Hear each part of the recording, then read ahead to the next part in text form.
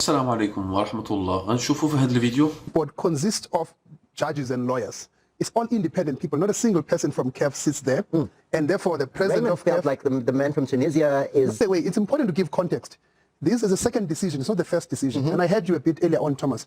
The first decision was taken by the disciplinary board, disciplinary committee. Totally different decision. And at that time, I didn't hear people say the CAF president or whatever. Keep coming back to the referee's decision is final. And I'm saying to you, the referee's decision is final on the day of the game. But, and I'll just use the simple example. Bafana played, and you are one of those who wanted to benefit as Nigeria. One, Bafana did not walk off the field. And you are right that a rule was broken. The rule of walking off the field was broken. Was broken. And that rule has a clear sanction. It says the referee must sanction. No, it says the game is over. The game is over. It says you lose. You lose. The disciplinary committee took a decision. Senegal did not appeal. Morocco appealed. Senegal was satisfied with the fine and everything. Yes. Because they knew it was a jackpot. They knew what they did. No, we weren't. We are all talking about this. People are very emotional because for the first time in African history, we have a president that doesn't meddle in committee. When we go to Morocco, most of the fans from our countries don't go there. Let me tell you something. I've been to two AFCON final, women's AFCON final.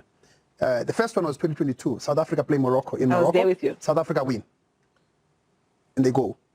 The second final was Nigeria play Morocco. Nigeria win. And they go.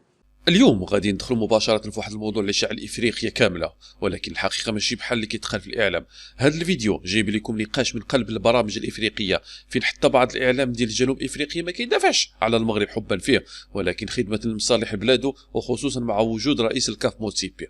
ومع ذلك كاين اللي على الأقل كيقدم وجهة نظر متوازنة وكيحترم القانون. اللي واقع دابا هو هجين عاطفي كبير في القارة، بزاف ديال الهضرة بلا عقل ولا رجوع للنصوص، والمغرب بقى واقف بثقة حيث عارف حقه ومتمسك بالقوانين. كاين اللي كيبان زيدنا اليوم راه في الحقيقه عارفين مزيان باللي المملكه سبقتهم بسنين ضوئيه وطلعت لمستوى اخر ماشي ديال هذه الفوضى، والمشكل الكبير ان بعض العقليات مازال باغيه تعيش في الزمن الفساد ومرحله تعيس حياتهم، ولكن المغرب دار القفزه وخلاهم كيغوتوا بوحدهم. ودابا غادي نشوفوا التفاصيل اللي كتحرج بزاف ديال الناس. Get straight into the first question. When did you find out, as CAF, when did Dr. Patrice Motsepe find out that the appeals committee had overturned the victory of Senegal for the Cup of Nations? Because everyone feels Dr. Patrice Motsepe would have had many days warning, could have changed it, would have called people aside and said, hey, listen, this is not okay, we need to talk. When did you find out? First of all, thanks, Thomas. And when I listen to you guys argue, I realize maybe I should run, you know? You're here now. I thought it's too late to run. And we've got security. We can't get out. You guys had security by the door, and I was really tempted to run. But, I mean, this show is such an important show to African football. And it's correct that you guys debate something that is so relevant globally at the moment, you know, because before we work in football, we are football fans. I know the CAF president is a very big football fan.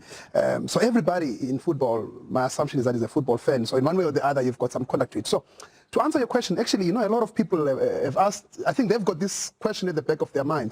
But that he knew. But I actually know, as a matter of fact, of what happened, because the appeals board said 2 days ago, in Cairo, right? During the day, actually, the whole thing happened in Cairo. The president was in there. I was in Cairo, but I wasn't in the appeals board, of course, at that time. I actually know exactly the time he received the decision because it was the same time I got the decision myself. So the appeals board sends out what? An email? Yeah, I mean, there's an administration part element to it. So what happens is this. The appeals board consists of judges and lawyers.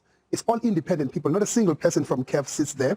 And therefore, the president Raymond of CAF... felt like the man from Tunisia is... No, but, I mean, I don't want to play into passage talk. I can only give facts. So he's not. Can we confirm he's not involved in the Football Association? No, but let's look at the facts of what has happened because all the sittings are governed by facts. You know, I mean, I have a lot of respect for Mr. Heck, but I work at CAF and I don't know who was inside that room. He doesn't work at CAF. Of course, he's the former chairman of the disciplinary committee. Because of the independence of the entire thing, there is almost a Chinese wall.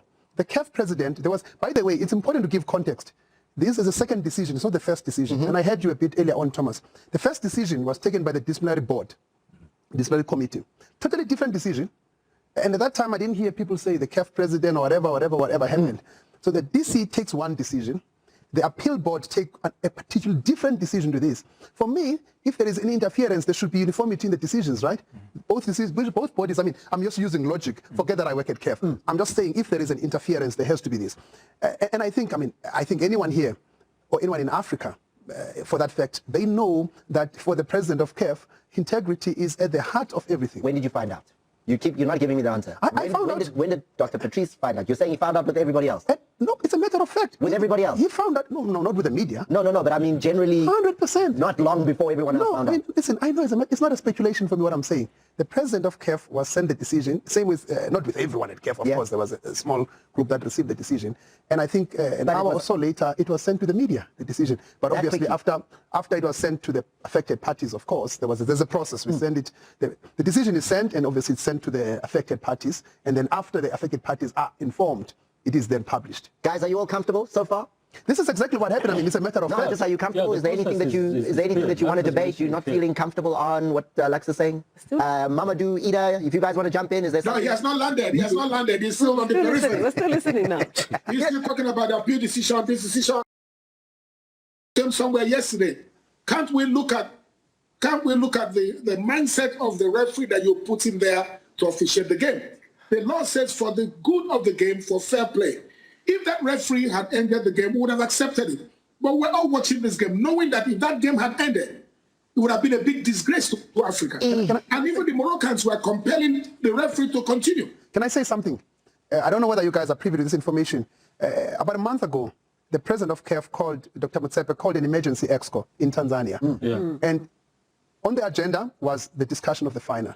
And one of the people who was called in was the head of the referees. And it's probably the longest item I've been at CAF now for the last 5 years or whatever it is. It is the longest item debated at EXCO. I mean, I can't go into details because of confidentiality at EXCO. But I also know that every member of EXCO, the president of CAF went to everyone in that room. Everyone. They asked the head of the referees. And the president of CAF said, it's clear there has to be accountability because justice mustn't just be done. Must be seen. There must be perception as well. To be done. But there is you all know that there is a gap, a historical gap. CAF has been around since 1957, and I was listening to my dear brother Mamadou and Ida. There has been in the past an inherent trust deficit between African football and the people.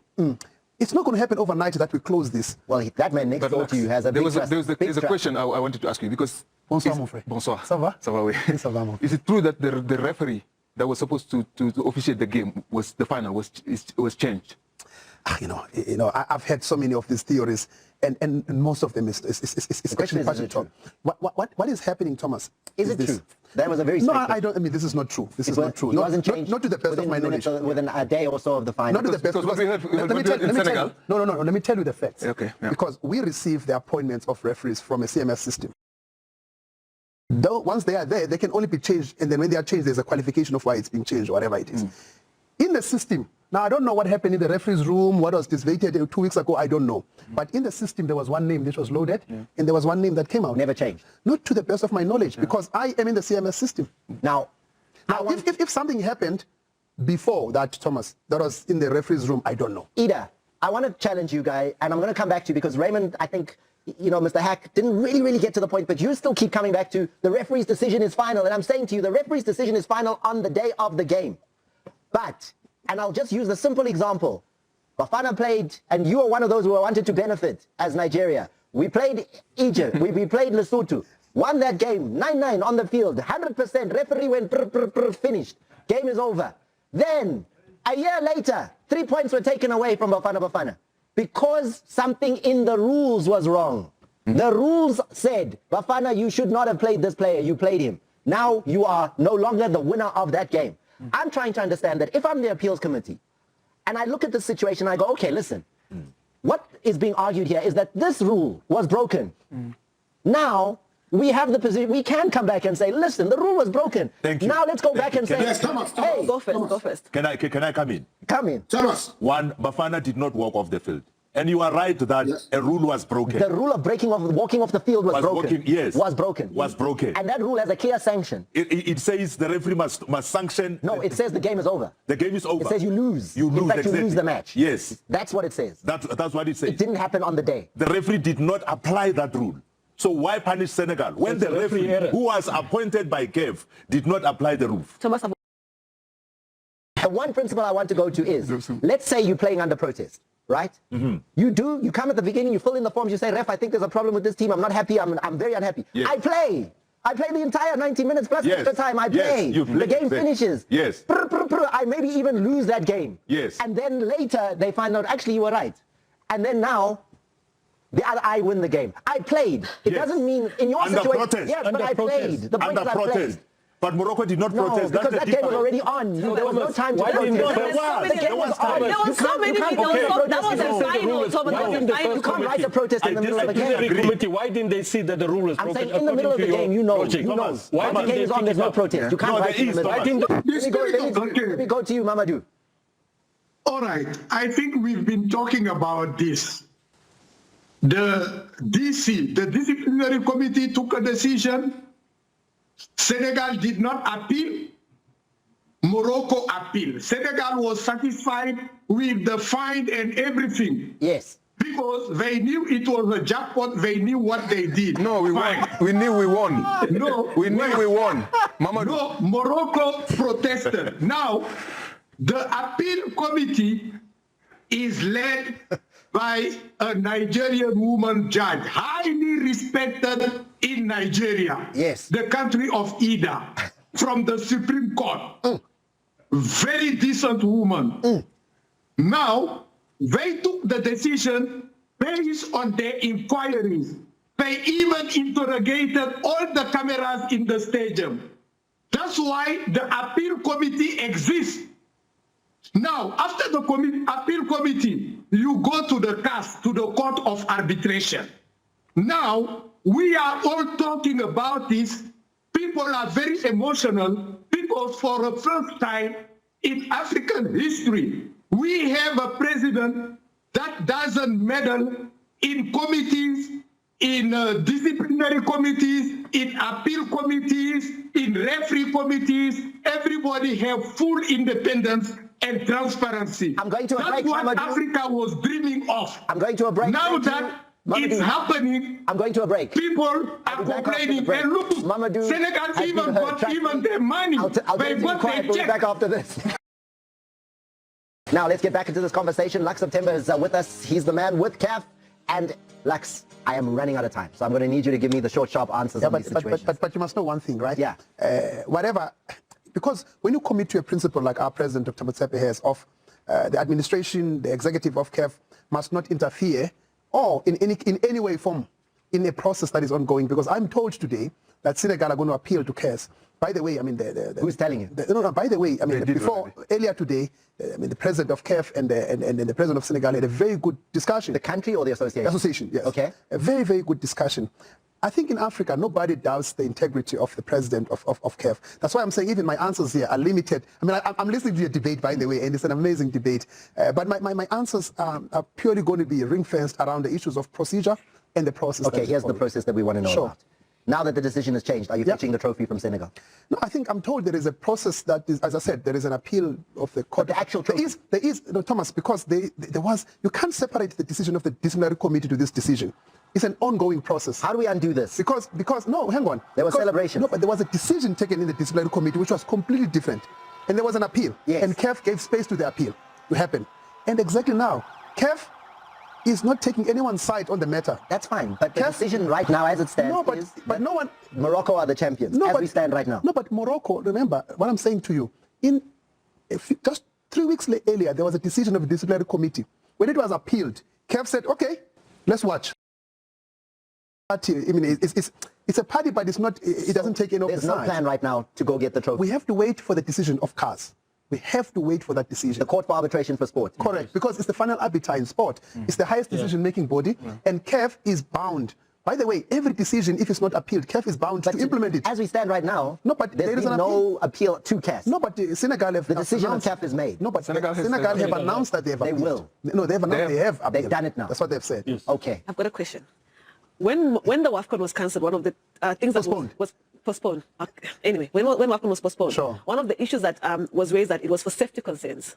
I don't know. I don't speak for Morocco. That was I don't think they've ever advanced that decision to CAF. Yes, so I cannot tell you that is not the decision. That is not the communication which was advanced to Okay, CAF. cool. So the reason why I'm bringing It's the it first time up I hear it. is because it was mentioned on this platform. Okay. When Mamadou said that, one of the reasons was because of safety concerns, because there's Senegalese fans that are still in prison in Morocco. Now that WAFCON is going to be in July, with this chaos that is happening, what guarantee do we have that the players that will go to play in July will be safe? Because each and every team that will go there to play against Morocco will be wondering, if we win, will they appeal against us? How do we guarantee the safety of this is a very serious situation, but let me tell you. Moroccans are very, very passionate and very emotional. And when we go to Morocco, most of the fans from our countries don't go there. Let me tell you something. I've been to 2 WAFCON final, women's AFCON final. The first one was 2022. South Africa play Morocco in Morocco. I was there with you. South Africa win, and they go. The second final was Nigeria play Morocco. Nigeria win, and they go. I think in a situation like this, and I understand it's tempting to look and find many other reasons. We must all, again, okay, maybe it's because we have the burden of something you don't have, of disciplining our emotions to the processes that are there. In CAF's mind, of course, it's very clear that, I mean, the president of CAF has made it very clear that his first job is to protect the interest of 54 members of African football. In Dr. Patrice's mind, and I hear this nonsense sometimes of people say, yeah, he's in someone's pocket. What does he need from anyone? No. What does he need? Alex, Let me make my point. I'm not saying to you. Yeah. No. I'm just addressing another issue. For the first time, we have a man that we can say, here's a person who can't be bought by anybody. You know, he might make decisions you don't agree with. We also sometimes don't agree with him, but it's normal. I'm sure you don't agree with everyone in life. But you cannot doubt his bona fide when he makes these decisions. And I can assure you, there is no point in life whereby he will ever make a decision that is not in the interest of the players, or in this case, CAF. Many people on the socials say you're wrong. Senegal are champions. Look, I am not going into that. My Good. point is... No, you need to go into that. They say you're wrong. Because now it's in the hand of the Court of Arbitration. Today I was following the press conference of the Senegalese president. Yeah. They say they are going to take it to the Court of Arbitration. Yeah. They say you are wrong. You, Mama, you are wrong. Justice will be done. But what I want to tell them, Africa is emotional, excited. People are going, most of them, the wrong direction, because for the first time, they have a president who is transparent, impartial, and who empower other people to do their job. You are wrong. That was lacking in African football over all these past decades. You are wrong. You, Mamadou, are wrong. Senegal are champions. I am totally right, 100%. And I think I commend the appeal committee for doing their job without any influence, any favor, any pressure. He's on his way to France. Ida, thank you to your countrywoman who is strong, impartial, courageous, like a true Nigerian. Mamadou, you are surprising me. I think النهاية خصنا نكونوا واضحين مع راسنا قبل أي واحد آخر. اللي وقع ماشي غير ماتش ولا قرار عابر، راه اختبار حقيقي لمستوى الوعي في إفريقيا كاملة. المغرب دار اللي عليه، لعب، صبر وتشبت بالقانون حتى لآخر لحظة، وماشي شغلنا شكون تعصب وشكون تزاد عليه الضغط. اليوم كيبان لينا الفرق الكبير بين دولة خدامة بمؤسسات وقوانين وبين عقليات مازال عايشة في الفوضى والتبريرات، وما يمكنش نقلبوا أن العاطفة تولي فوق القانون غير حيث النتيجة ما عجباش البعض. اللي كيهاجم المغرب عارف الحقيقة، ولكن كيختار يغطي عليها حيث المصالح كتحكم، وهذا الشيء هو اللي خاص المغاربه يفهموه مزيان. ماشي كل انتقاد بريء، وكاين لعب كبير في الكواليس. رغم ذلك كاين اصوات قليله في افريقيا بدات كتفيق وكتشوف الامور بعين العقل، وهذا الشيء مؤشر مهم. المغرب اليوم ماشي غير فريق ولا منتخب، راه نموذج كيزعج بزاف ديال الناس، حيث ببساطه خرج من ذاك المستنقع اللي بغاو يخليو فيه الكره الافريقيه حابسه. وهذا التقدم ما جاش صدفه، جاب خدمه وتنظيم ورؤيه بعيده. اللي باقي عايش في الماضي غادي يبقى غير كيتفرج، والمغرب غادي يزيد يبعد عليه.